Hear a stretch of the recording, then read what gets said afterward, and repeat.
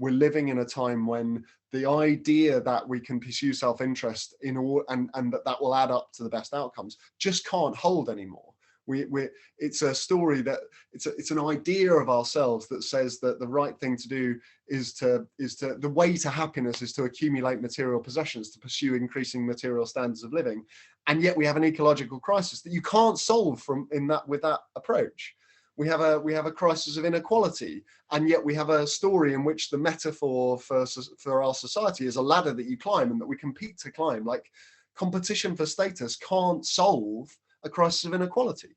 And we have a crisis of loneliness and mental ill health, and we have a story in which the base construct is that we're atomized, independent, isolated individuals.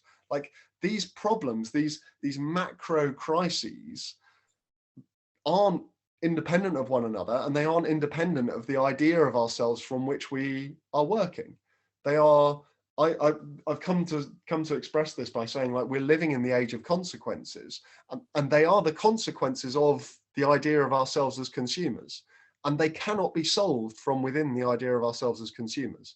So the nature of the challenge, and that the idea that I'm putting forth into the world is that the shift that we have to make in this time, and that we can all make from within our organizations and in our own lives, is from an understanding of ourselves and one another as consumers to an understanding of ourselves and one another as citizens. And in what I call the citizen story, the right thing to do isn't just to keep your head down or pursue self-interest. The right thing to do is to get involved, because the central premise is that all of us are smarter than any of us, and that it is precisely by tapping into the ideas and energy and resources of everyone that we will achieve the best outcomes for society as a whole.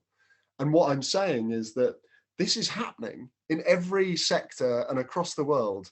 All sorts of organizations and institutions and neighborhoods are stepping into this story and achieving incredible results. And if we can see that, and we can step into it en masse, then we are capable of facing the challenges of our time. If we don't, then frankly, we aren't.